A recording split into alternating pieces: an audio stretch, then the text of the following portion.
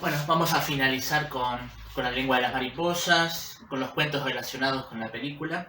Y yo quería hacerlo con algunos puntos que me parecen importantes en relación a la adaptación a la construcción del guión, a la adaptación de estos tres cuentos al lenguaje fílmico, ¿no?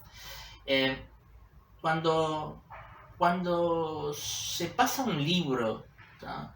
Un texto literario, a- al lenguaje del cine, suelen darse algunos comentarios como, pero el libro es mejor, pero yo me lo imaginé de tal manera, el libro siempre es mejor, eh, la película no refleja la esencia del libro. Bueno, creo que esos comentarios parten de algo que es imposible, ¿no? Hay que tener en cuenta que el lenguaje fílmico y el lenguaje del cine, perdón, el lenguaje del cine y el lenguaje literario, el lenguaje narrativo, tienen muchos puntos en común, muchísimos, pero no son lo mismo, ¿no? Entonces, querer establecer una relación de igualdad entre una película y un libro es imposible, ¿no? Por varias razones, ¿no?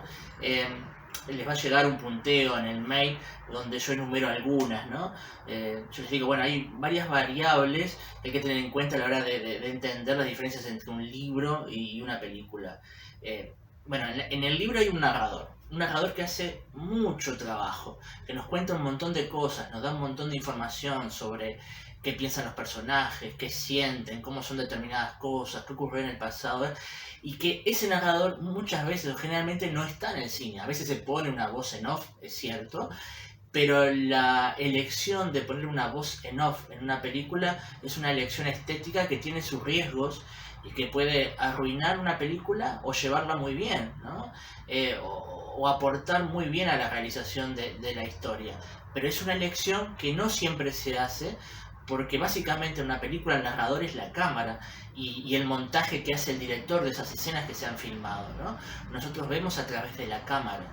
Entonces, hay determinadas cosas, determinadas informaciones que solo nos pueden llegar a través de los diálogos de los personajes, a través de la escenografía que se ha armado, de los lugares, de los ambientes, de lo que se llama el diseño de arte de la película, de la fotografía, del sonido, de la música, de un montón de otros aspectos que incorpora el cine a la transmisión de la historia. Todos esos elementos transmiten significados al lector sustituyendo la voz, la voz del narrador, principalmente la cámara, decía, ¿no? Entonces, la cámara es la que me permite que todas esas cosas lleguen. Ahora, eh, la elección de todos los elementos, ¿no?, que la cámara filma, todas esas cosas que hemos nombrado, dependen de todo un equipo y sobre todo de una visión de un director.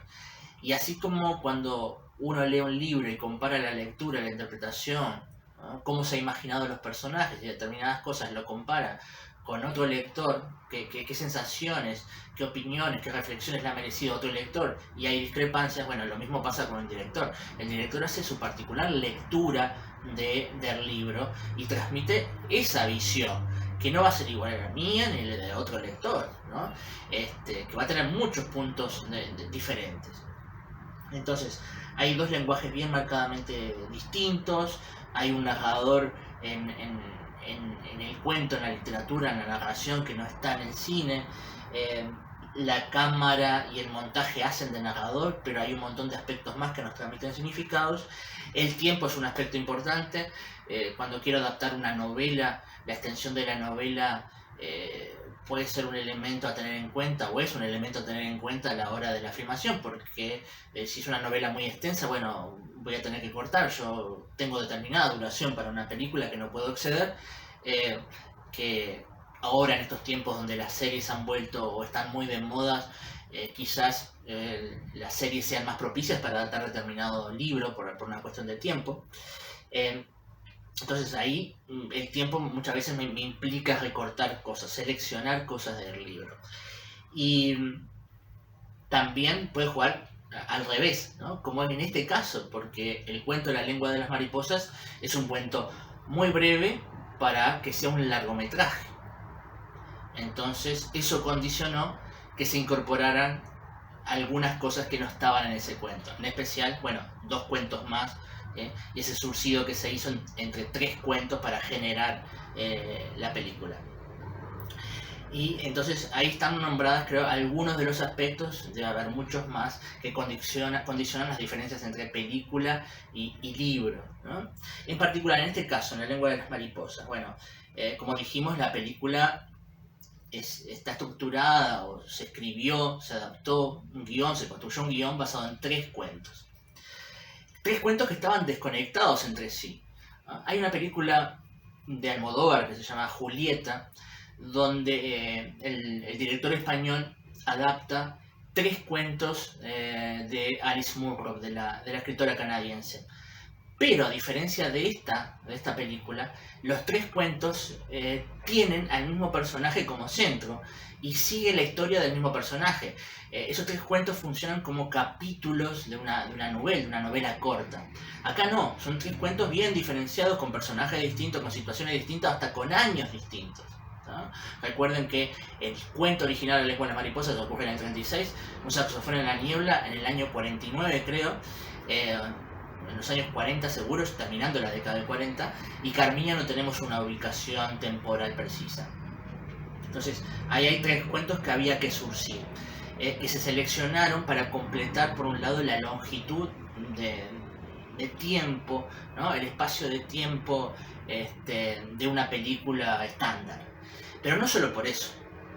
Creo que muy inteligentemente se seleccionaron 2 cuentos que también amplían los significados de la historia principal, de la historia que estructura todo esto, que es La lengua de la mariposa. Bueno, hay un cuento de La lengua de las mariposas que estructura todo, y 2 cuentos más que se le agregaron, que no están como por fuera, ¿no? Están adentro, ¿no? Se los metió adentro de La lengua de la mariposa para generar este guión más amplio.